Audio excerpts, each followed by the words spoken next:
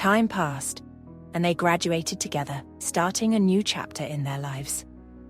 That's when they decided to meet their parents and take the next step in their earnest love. Ethan knew the gravity of meeting the parents and the objections he might face due to the difference in their economic status, but he was ready to face any challenge for Sicil.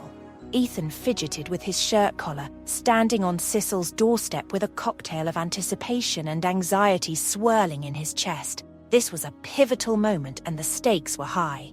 As he took a deep breath, he mentally geared himself up for the challenge ahead. Sicil's father, a stern figure, swung open the door, casting an intense gaze at Ethan. The older man's scrutiny offered no comfort to Ethan's already jittery nerves. Dressed in his hands-down suit and formal shoes, Ethan felt the heavy weight of judgment even before a single word was exchanged. "I'm Ethan, Sicil's friend," he introduced himself with a friendly smile, attempting to thaw the frosty air. Sicil's father, maintaining his stoic demeanor, merely nodded and uttered a curt, "Come on in," gesturing for Ethan to enter. As Ethan stepped inside the Anderson home, he felt the weight of the moment pressing down on him. He wasn't just meeting Sicil's parents, he was entering Sicil's world, a world that felt a lot more polished and structured than his own. To break the tension, he decided to break the ice. "So," Ethan began, flashing a nervous smile as he followed Mr. Anderson into the living room, "I heard meeting the parents is like a job interview. Except this one comes with a lifetime contract, right?" There was a beat of silence. Mrs. Anderson, standing by the doorway, gave him a polite but somewhat pitying smile, her eyes filled with kindness. She could sense his anxiety but said nothing. Mr. Anderson, on the other hand, remained stone-faced. He didn't even flinch. Ethan, feeling the growing awkwardness, tried again as they sat down. "Well, I guess I should have brought a resume. Or maybe some reference letters from Sicil." Mrs. Anderson stifled a giggle but quickly hid it, while Mr. Anderson merely raised an eyebrow, unimpressed. He crossed his arms, his gaze piercing. "We'll see if you measure up to what Sicil has told us," he said, his voice cold and detached.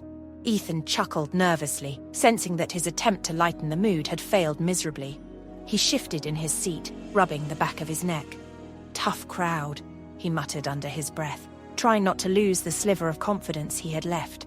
As they moved to the dinner table, Ethan made one last attempt.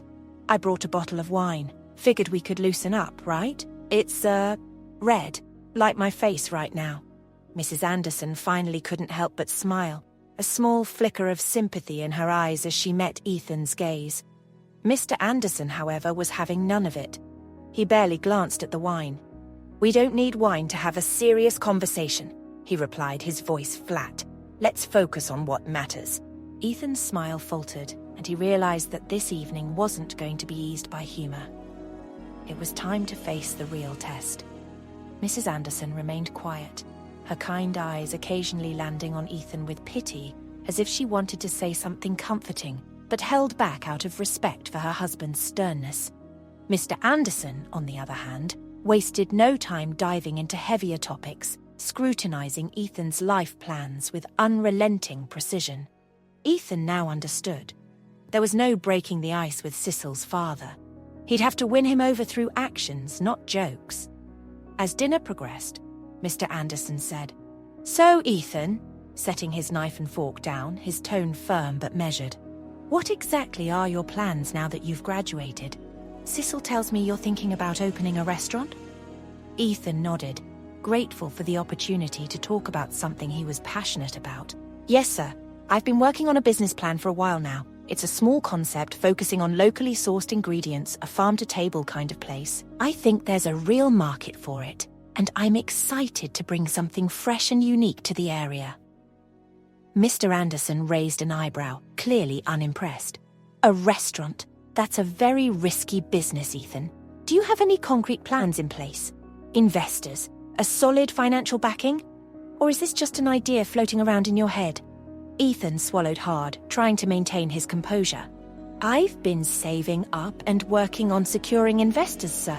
I'm passionate about it, and I believe with the right effort, it'll be successful." Mr. Anderson's expression remained stern. "Passion alone doesn't pay the bills, Ethan. Do you have any experience running a business? Restaurants fail more often than they succeed. I would have expected you to have a more stable plan for your future." The words stung, but Ethan tried to stay calm. "I know it's a tough industry, but I've done my research, and I'm willing to put in the hard work." Mr. Anderson wasn't convinced. "Hard work is all well and good, but I'm worried about the long term. Sicil has always been ambitious. She's on track for a promising career, and I'm concerned about her being with someone who doesn't have a clear, stable future in mind." Sicil, sensing the growing tension, interjected. "Dad, Ethan isn't just some dreamer. He's smart and thoughtful, and he's got a vision. We've talked about this, and I believe in him. He's going to make this work." Mr. Anderson's gaze shifted to his daughter, his expression softening slightly, but only just. "I understand you care for him, Sicil, but relationships aren't built on just love and support. You need stability, someone who can offer you a secure future. I'm not sure Ethan can provide that." Ethan felt the sting of Mr. Anderson's words deep in his chest, but what made it worse was what came next. "Sebastian," Mr. Anderson continued, "now he's a different story. He's always been level-headed and responsible. You've known him your whole life, and he's clearly someone with a solid plan for the future. I'm just struggling to understand why you would choose someone like Ethan when Sebastian is right there, a good man with his feet firmly on the ground." Ethan's heart sank at the mention of Sebastian. He had always known that Sicil's childhood best friend had her family's respect, and he couldn't deny that Sebastian was mature and had his life neatly planned out. But Sicil had chosen him, Ethan, not Sebastian, and the doubt in Mr. Anderson's voice was like a sharp blade twisting in his gut. Ethan cleared his throat, trying to keep his voice steady. "I respect that you're concerned about Sicil's future, sir. I understand that, but I care about her just as much. I know I'm not Sebastian, and I don't have everything perfectly planned out, but I'm working on it. I'm dedicated to building something real, and I'll do everything I can to make sure Sicil is proud of me." "This time, Mr. Anderson spoke to Sicil directly. "And what about Sebastian?" he asked, his tone hardening. "You two have been friends for years, haven't you? Did something happen between you and him? He's always had a clear, stable path. You've seen how he's matured, focused, reliable, responsible. So what makes you think Ethan is a better choice for you?" The mention of Sebastian hit Sicil like a punch to the gut. She knew this was coming. Sebastian had always been the golden boy in Sicil's life, the one her parents adored. But Ethan didn't falter. He took a breath and replied calmly, on Sicil's behalf. "Sebastian is a great guy, sir. But Sicil and we've built something real, something strong.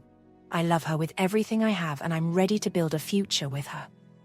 Mr. Anderson's lips pressed into a thin line, his skepticism barely concealed. "Love is important, yes, but Sicil needs stability, security, and a partner who can give her the life she deserves. Can you provide that, Ethan? Look at where you come from. I have no qualms with the middle class, but you have no real foundation yet. Your grades in college weren't even close to Sebastian's, and now you're talking about some restaurant idea that hasn't even materialized. You think that's enough?" Ethan's chest tightened, but he kept his voice steady. "I understand your concerns, sir, but I'm not just chasing a dream. I've been working hard, and I'm committed to making a life for Sicil and me, no matter what it takes." Before Mr. Anderson could respond, Sicil, who had been quiet up to this point, spoke up, her voice cutting through the tension like a blade. "Dad," she began, her tone unwavering, "I appreciate that you want the best for me, but you need to understand that Ethan loves me in a way Sebastian never could." Mr. Anderson's eyes flickered with surprise as Sicil continued, her words steady but filled with emotion. "For years, I held on to the idea that maybe there was something more with Sebastian. But I realized long ago that he never really loved me the way I deserve to be loved. He's a good friend, yes, but that's all it ever was." She turned toward Ethan, her hand reaching for his under the table. "Ethan has been my rock these past few years. He loves me unconditionally, and I've chosen him because of that. I don't care about riches or status. We'll build our life together, just like you and Mum did, with love, care, and mutual respect." Mr. Anderson shifted uncomfortably in his seat, his stern expression softening just a fraction, but his concerns remained evident. "Sicil," he began, his voice gentler but still firm. "I only want what's best for you. You've never had to struggle, and I'm worried that you're choosing a difficult path. Do you really think this is the life you want with all its uncertainty?" Sicil didn't waver. "Yes, Dad, I'm sure. I know it won't be easy, but Ethan and I will figure it out together. That's what love is about. I don't want a life that's perfect on paper. I want a life with someone who loves me for who I am, and that's Ethan." The room fell into a heavy silence as Sicil's words lingered in the air. Mr. Anderson's gaze flickered between his daughter and Ethan, the weight of her conviction undeniable. Finally, Mr. Anderson sighed, rubbing his temples as though deep in thought. "I just hope you know what you're doing, Sicil," he murmured, his voice weary.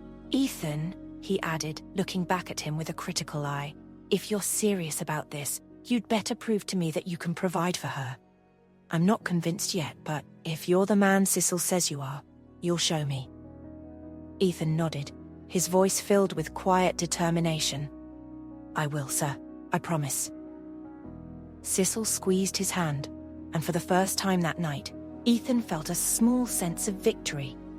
It wasn't a full acceptance, but it was a start. He knew he had a long road ahead to win over Sicil's father, but with her by his side, he was ready to face whatever challenges came their way.